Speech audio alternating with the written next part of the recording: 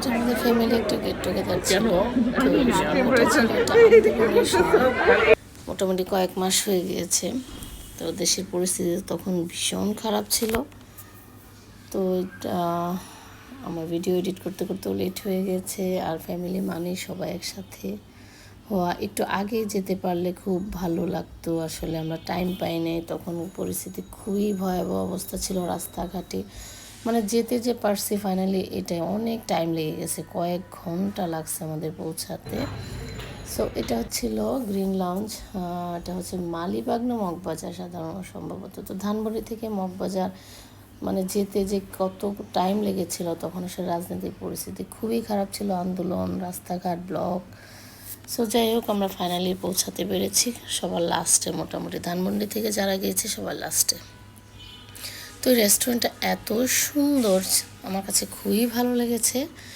মগবাজারে এই green lounge restaurant আমি নামও শুনেছি যে অনেক সুন্দর পিকচার তোলার জন্য, যদিও আমি পুরাটা একদম উপরে যেতে পারিনি, আমাদের তো অনেক টাইম লেগে গেছে রাস্তাতেই।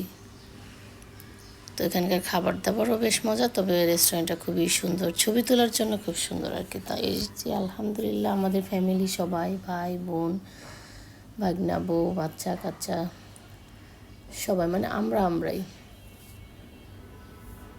তো আমরা যতটুকু টাইম পেয়েছি ওটার মধ্যে আসলে আমরা গিয়ে দেখি যারা কাছাকাছি ছিল স্কাটনের ওদিকে সবাই মোটামুটি পৌঁছে গেছিলো। তো আমরা লাস্টে গেলাম আর কি। তো এখানে যে আমার ভাগনা বউ, ওদের বাচ্চা কাচ্চা সবাই সুন্দর একটা সময় কাটালাম আমরা। তো আসলে মাঝে মাঝে এরকম ফ্যামিলি সবাই একসাথে হওয়াটা অনেক মানে আনন্দের, অনেক বেশি আনন্দের, কারণ সবাই এত বেশি ব্যস্ত এখন। তো এই যে বুফে খাওয়া, মানে প্রথম থেকে আসলে ভিডিওটা করতে পারিনি, সাজানো গুছানো ছিল, খাওয়া প্রায় শেষের দিকে। সো আমি একদম ডেকোরেশনটা সুন্দর যে ছিল ওদের, এই পরিবেশনটা, ওটাতে আমি ক্লিপটা নিতেই পারিনি। তো খাবার দাবার রিফিল করার পর তো আসলে ওই জিনিসটা সুন্দর থাকে না, একদম লাস্টে গিয়েছি। আর বুফে খাওয়া মানে প্রথমে থেকে গেলে আস্তে আস্তে খাবো, গল্প করব এরকম। তো যদিও আমি আসলে একদম টাইম পাইনি, আর যেহেতু আমাকে একটু একটু করে ভিডিও করতে হয়, তো এই যে খাবার দাবারগুলো লাস্ট মোমেন্টে ছিল। সো আসলে ফ্যামিলির সবাই একসাথে হওয়াটা, মানে আমরা যেহেতু আলহামদুলিল্লাহ অনেক বড় ফ্যামিলি, বুঝতেই পারছেন।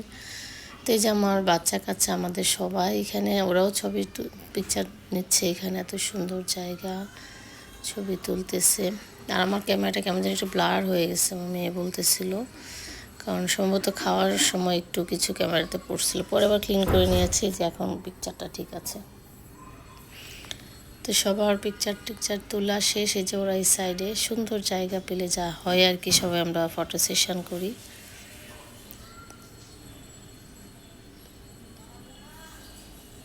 সুন্দর জায়গাটা, বেশ সুন্দর, আসলে আমি ভালোভাবে দেখতেও পারি নাই। তো আল্লাহর রহমতে আমাদের সব ভাই বোন কিন্তু এখানে পৌঁছায় নাই, দু একজন বাদ ছিল, একটা প্রোগ্রামে আসলে হয়ে ওঠে না সময় সুযোগ। তারপরেও আলহামদুলিল্লাহ আমাদের অন্য কেউ লাগে না, দেখা যাচ্ছে আমরা ভাই বোন, ভাইয়ের বউরা, বোনের হাজব্যান্ড, বাচ্চা কাচ্চা, ভাগনা ভাগ্নি সবাই মিলে মাশাআল্লাহ আমাদের অনেক বড় ফ্যামিলি।